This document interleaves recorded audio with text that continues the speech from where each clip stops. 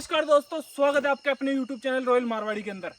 आज मैं इस लोकेशन पे खड़ा हूँ। शायद थंबनेल देख के आप पहचान गए होंगे कौन सी लोकेशन पे आपका भाई आज खड़ा है। यहाँ पे कैमरे पे हमारे अमित भैया।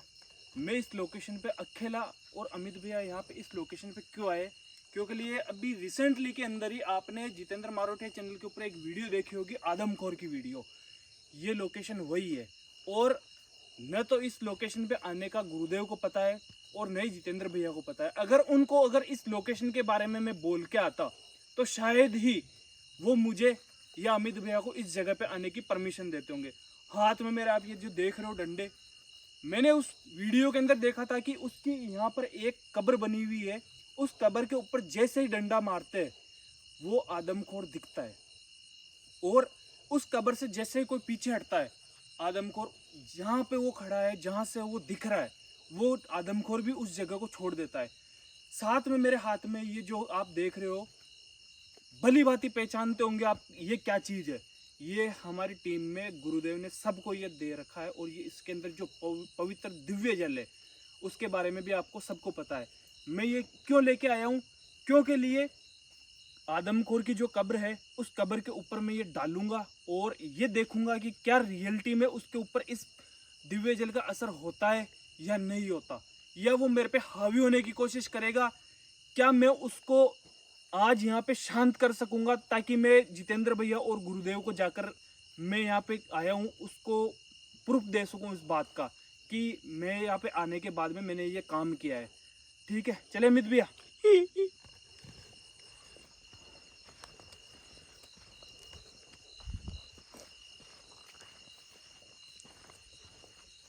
गाइस, जंगल आप देख रहे हो, बहुत भयानक जंगल है। इस जंगल के अंदर रात के अंदर तो छोड़ो, दिन के अंदर भी इस लोकेशन पे कोई भी नहीं आता। और जितेंद्र भैया ने अभी रिसेंटली में जब इस लोकेशन पे विजिट करे ना, इससे 3 साल पहले भी इस लोकेशन को विजिट करे थे, और उस टाइम आदमखोर बिल्कुल खत्म हो चुका था। लेकिन अभी वो वापस जागृत हुआ, और रिसेंटली में उसकी जो शक्तियां है ना वो बिल्कुल खत्म है। जीरो लेवल पे वो खड़ा है, वो किसी को भी नुकसान नहीं पहुंचा सकता, क्योंकि लिए अभी वो निकला ही है इस कब्र से। और वो नुकसान इसलिए नहीं पहुंचा सकता क्योंकि उसके पास शक्तियां नहीं है, और हम उसको रिसेंटली में ही उसको वापस दबाने की कोशिश कर रहे हैं कि वो जैसे आया वैसा का वैसा ही वो खत्म हो जाए वापस। इसलिए गुरुदेव को इस लोकेशन पे लाना बहुत जरूरी है। लेकिन गुरुदेव ने ये बोला था कि अभी वो नहीं आ सकते 5 दिनों तक। 5 दिन बाद के अंदर ही उस लोकेशन पे वो विजिट करेंगे, और तब तक आपको अकेले इस लोकेशन पे आके सामना करना पड़ेगा। मैं इसलिए जितेंद्र भैया को नहीं बता के आया था। शायद अब आप समझ गए होंगे। भैया, आप ना आसपास में भी ध्यान रखना, क्योंकि ये ना ये जंगल है, और इस जंगल के अंदर ना लेपर्ड वगैरह और भी बाकी जंगली जानवर भी है। एक बार इसकी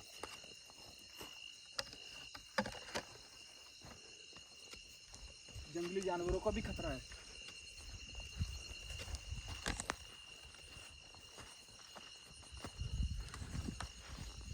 सच बताऊं ना यार, बहुत अंदर से बहुत दिल घबरा है, क्योंकि लिए मैं लोकेशन अकेले कभी विजिट नहीं करता। जब तक गुरुदेव या जितेंद्र भैया का जब तक मेरे को सपोर्ट नहीं होता ना, मैं कोई सी भी लोकेशन विजिट नहीं कर रहा। मेरी लाइफ की ये फर्स्ट ऐसी लोकेशन है जिस लोकेशन पे अकेला अमित भैया को लेके आया हूँ, और खुद की रिस्क पे।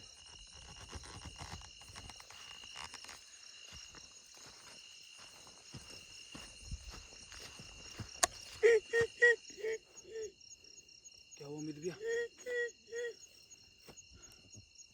हाँ, लोकेशन तो यही है। आपने भी देखी ना वो वीडियो? आओ देखे।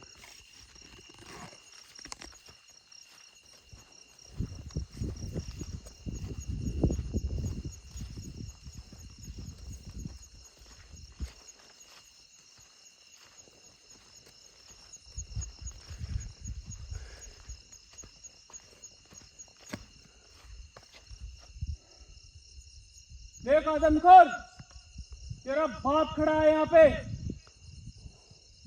अगर तू मुझे सुन पा रहा है तो आज मेरे हाथ में कुछ ऐसी चीज है जिससे तेरा आज खात्मा भी हो सकता है।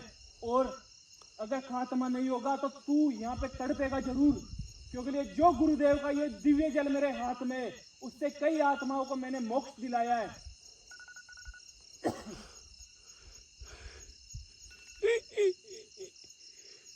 और आज यही दिव्य जल तेरे भी यही काम करेगा। अगर तेरे में हिम्मत है, अगर तेरे में भी शक्तियां है, तो आ मेरे सामने और मुकाबला कर हमारे इस गुरुदेव के दिव्य जल से। मैं तेरे इस कब्र के ऊपर ये दिव्य जल छिड़कने जा रहा हूं। अगर तेरे में हिम्मत है तो रोक कर दिखा।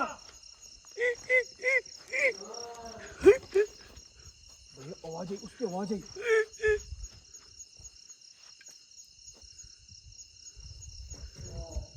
देखो जैसे मैंने इसको दिव्य जल छिड़का ना, देखो आवाज आने लगी उसकी।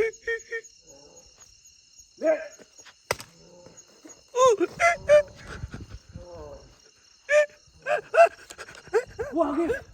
बोरा, बोरा।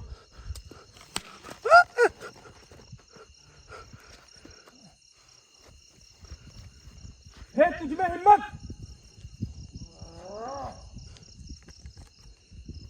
रोक के दिखा अगर हिम्मत है तो।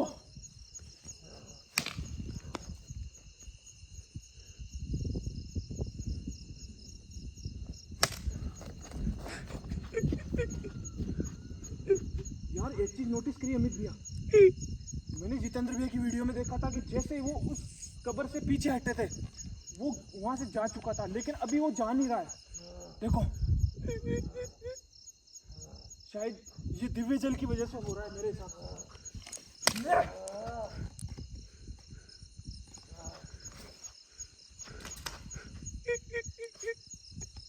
तू बहुत तड़पेगा, आज तेरा सामना है इस दिव्य जल से।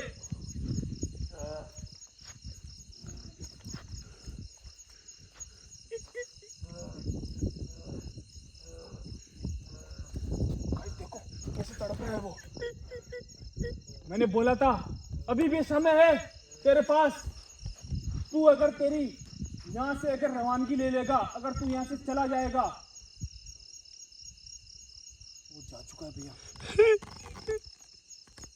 मैं फिर तुझे ललकारता हूं, अगर तेरे में हिम्मत है तो मेरे सामने आ और बात कर मेरे से।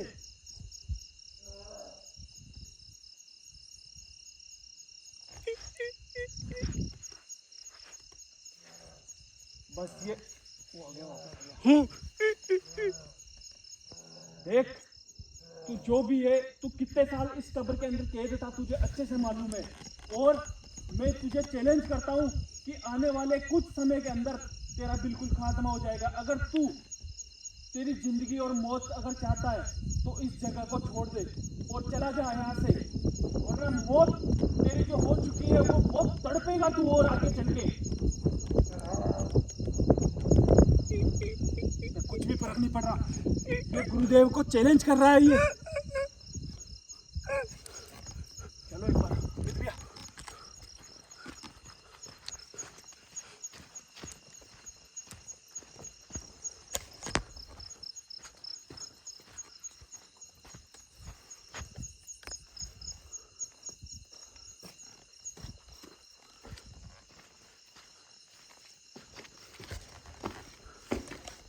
कोई है? तो चारों मेरे नजर रखना, कोई जंगली जानवर भी आ सकते हैं यहाँ पे। बारिश का मौसम है, बारिश के मौसम में जंगली जानवर आ जाते हैं इसी जगह पे।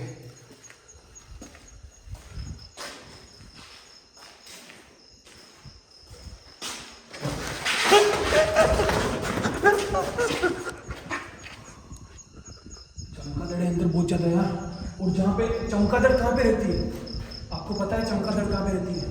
जहाँ पे ऐसी वीरान जगह, सुनसान जगह, जहाँ पे भी वो चमगादड़ वहीं पे अपना बसेरा बनाती है।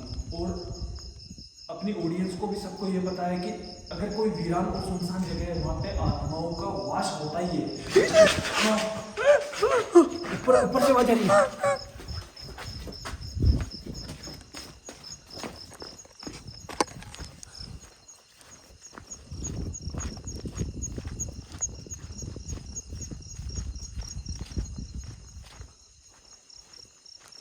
तेरे में हिम्मत है ना?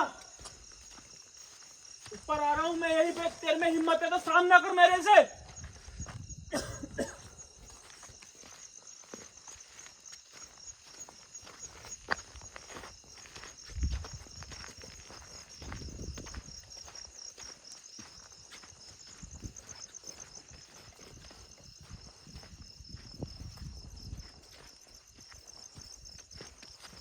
थोड़ा आराम से आना है।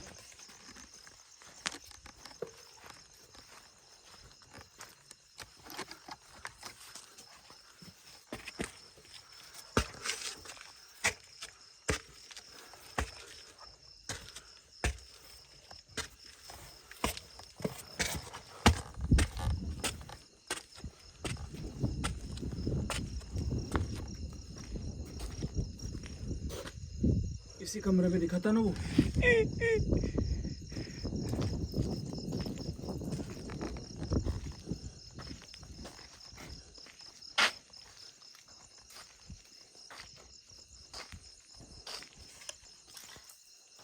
भैया कोई नहीं है यहाँ पे, एक बार आप आके दिखा दो एक बार। कोई भी नहीं है यहाँ पे। एक बार मुझे सामने दिखा, एक बार सामने भी नहीं है यार। इसका मतलब कहाँ पे गया है?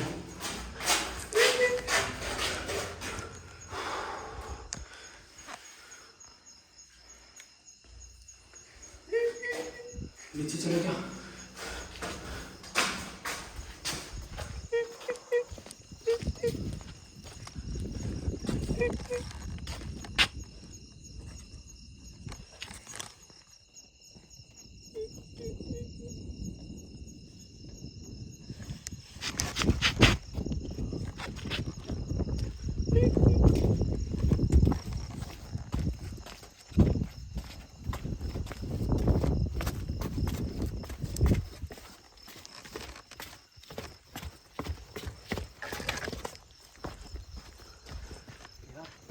गाइस आप लोग ये सोच रहे होंगे कि मैं डर रहा हूँ। हाँ बिल्कुल भाई डर रहा हूँ, क्योंकि लिए गुरुदेव की सेफ्टी मेरे साथ में नहीं है और जितेंद्र भी मेरे साथ में नहीं है ना, तो बिल्कुल वाजिब है डरना मेरा।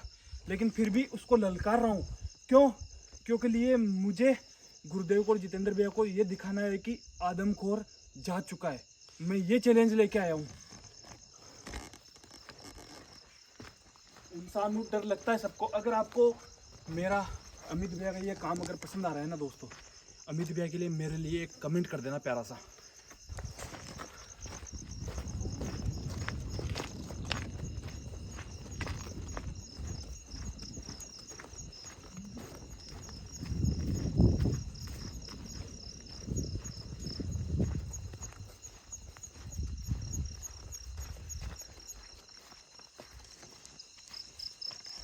वो एक बार इधर ना मुझे खिड़की में देखो, खिड़की में देखो। इसका मतलब यहीं पे है वो।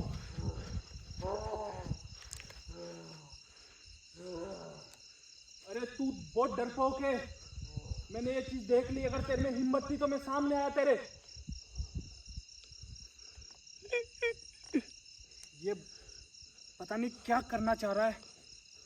ये सामने भी आ रहा है, लेकिन मैंने जब इसको ललकार कर जब इसके ऊपर गया ना, ये वहां पे नहीं था। ये जा चुका था वहां से।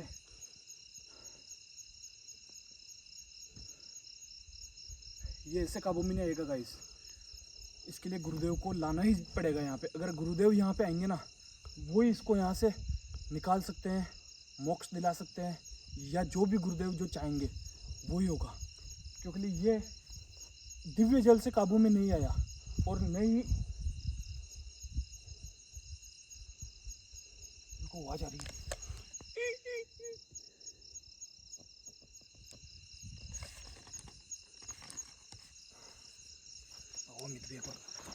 वापस आया, वो वापस आया। देखो खिड़की में देखो।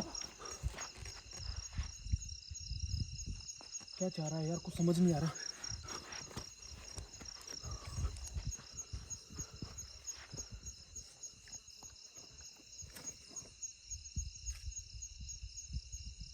सामने आ मेरे।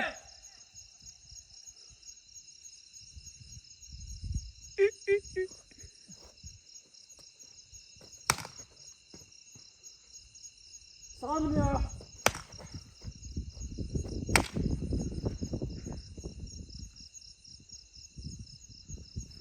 नहीं है तेरे में हिम्मत।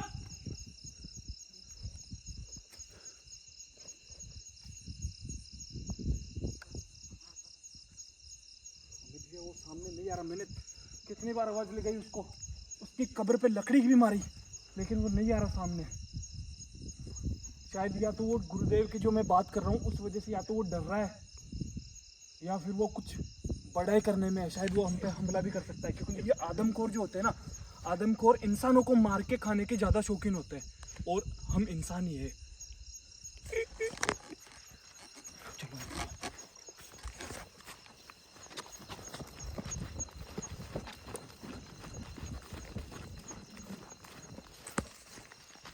गाइस, आपको क्या लगता है कि मैं और अमित भी इस लोकेशन पे आके हमने कोई गलती करी है, या मैंने जो काम किया है वो कोई आपकी नज़र में क्या है, बहादुरी का काम है या कोई बेवकूफ़ी का काम मैं कर रहा हूँ? एक बार आप कमेंट के माध्यम से आप ज़रूर बताना। और अगर मेरे को अगली बार इस लोकेशन पे किसको लेके आना चाहिए, गुरुदेव को लेके आना चाहिए, जितेंद्र भैया के साथ में मेरे को इस लोकेशन पे आना चाहिए, आप बताओगे, मैं उसी हिसाब से मैं काम करूँगा। क्योंकि लिए मैंने मेरी जो मर्जी से जो काम किया वो आपने देखा, अब मैं जो काम करूँगा वो आपकी मर्जी से करूँगा। क्योंकि लिए एक बार का मेरे को ऐसा लग रहा है कि मैंने इस लोकेशन पे लाके ना अमित भैया को और मेरी जान को खतरे में डाल दिया है। क्योंकि आदमखोर अभी वहाँ पे इतनी बार मारने के बाद में भी अगर वो सामने नहीं आया ना, तो उसके माइंड में कुछ बड़ा चल रहा है, वो शायद हम पे अटैक कर सकता है। टाइम रहते चलो इस लोकेशन पे और कैमरा स्टॉप करो आप।